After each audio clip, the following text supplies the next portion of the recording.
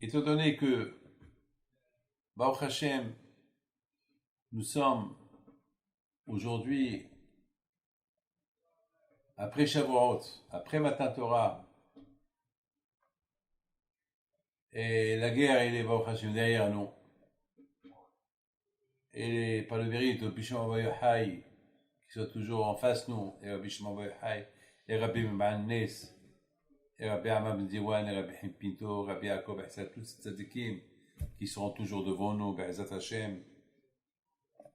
Alors, il faut savoir une chose.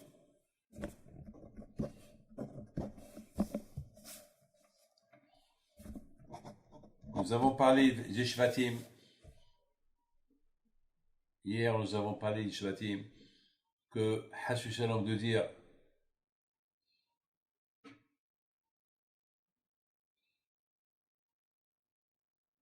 que pourquoi tel et tel problème, tel et tel problème. Ouais, par exemple, je parle à un ami qui était à Miron. C'est un monsieur qui vient de l'Europe à Miron pour pèleriner à Bishma Yochai. Il fait, pendant le Corona, il a tellement souffert pour venir à Miron, et il arrive à Miron, et catastrophe.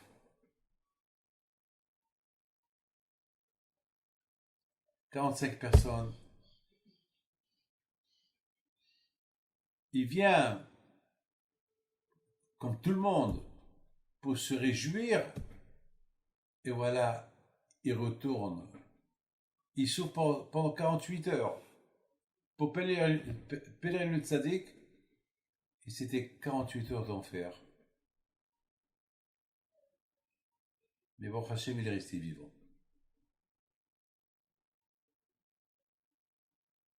Alors, ce monsieur-là, si je lui pose une question, tu regrettes ces 48 heures? Il va te dire, bien sûr que non. Il va te dire, Baruch Hashem, je suis vivant. Mais tu aurais pu ne pas venir du tout. Et tu aurais pu éviter à toutes ces souffrances-là. Il ne va pas te donner cette réponse. Il va te dire simplement, merci Hachem, je suis vivant. C'est que parce que il se peut que Hachem Ishmor, il y a des calculs que nous on ne connaît pas. Il se peut que s'il serait resté chez lui, qui sait qu'est-ce qui peut lui arriver? Alors quand il a fait qu'il va de l'Europe souffrir pour arriver au tzaddik, souffrir pour voir tout ce qui s'est passé dans le tzaddik, souffrir pour retourner en Europe avant le Shabbat. Total, pourquoi? Parce que il se peut que s'il n'aurait pas fait ce voyage, il aurait pu lui arriver quelque chose là-bas, là où il était. Alors quand il a fait goûter un peu la souffrance, pas un peu, beaucoup. Donc il ne peut que dire merci à Kadosh Baruch Hu. Rien de Kadosh Baruch Hu vient sans raison et sans qu'il y a une raison valable chez Kadosh Baruch Hu. On dit mais Hachem le tzitze haraot.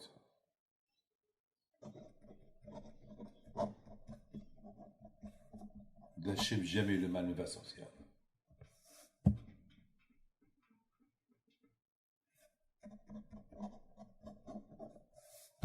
Jamais. L'espoir. Moi je dis c'est l'espoir. Lorsque il y a des problèmes, lorsqu'il nous arrive des problèmes, il faut voir ces problèmes-là comme un espoir. Un espoir pour le bonheur. Tikva. On réfléchit, pourquoi tout ça? Et en réfléchissant, on va trouver les raisons. Les problèmes, c'est l'espoir et c'est le bonheur.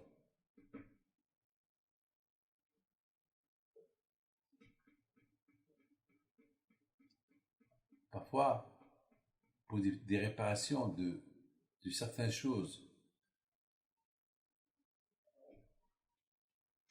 que nous avons pu faire au passé, on ne sait pas quoi.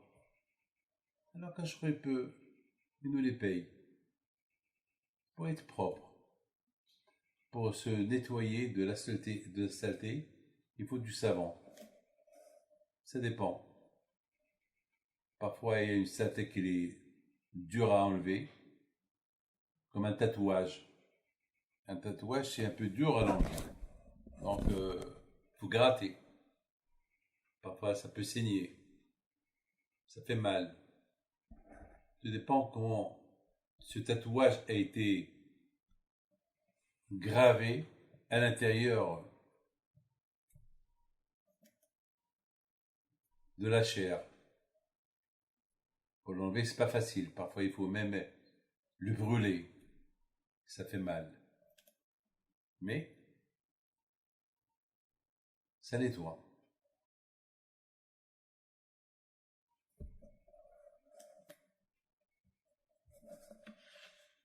Kadosh Baruch Hu, il a créé ce monde-là pour une raison. Et la raison, elle est simple. Istakil be'orai bara alma. Kadosh Baruch Hu, il voulait que le monde, il vit avec la Torah. J'ai reçu un coup de téléphone, une femme qui était enceinte et que les médecins lui ont dit qu'il faut enlever l'enfant. Et la pauvre, elle a attendu tellement pour avoir cet enfant. Et elle sait, ils lui ont montré la radio, elle sait. Mais elle a dit, attends, pendant 12 ans que je pèlerine et tzadikim, 12 ans, je fais des rabbanim, 12 ans, mon mari il étudie, 12 ans, tzedaka, ta. Maintenant, après 12 ans, je tombe enceinte, vous me dites, le bébé, il a dit, je ne l'enlève pas. Ils lui ont dit, mais le bébé, il n'est pas bien. La réponse était, s'il n'est pas bien, je vais vivre avec. Je m'en fous. Il y a des gens qui ont des chiens, il y a des gens qui ont des chats. Alors moi, je vais avoir un bébé, même s'il est infirme, je vais m'occuper de lui. Et je vais lui chanter les chants des tzadikim. Et je vais lui chanter à Bar Yochai. Quelle est mon âge, cette femme? Alors, il me dit, Rabbi Dave, je fais quoi? Je dis, je sais pas. Moi, je peux pas te dire de l'enlever. Alors, il me dit, moi aussi, je ne vais pas l'enlever. Je lui dis, alors, madame, ne l'enlève pas.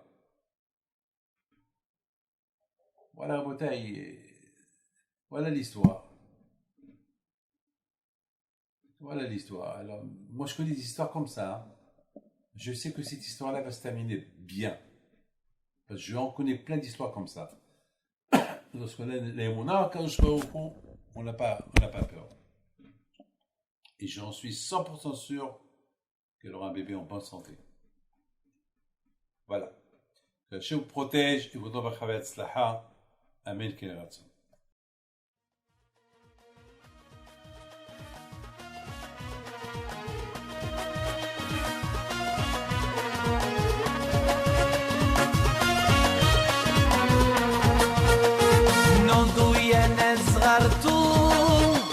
على ربيع حيم بنتو وقف لنا زي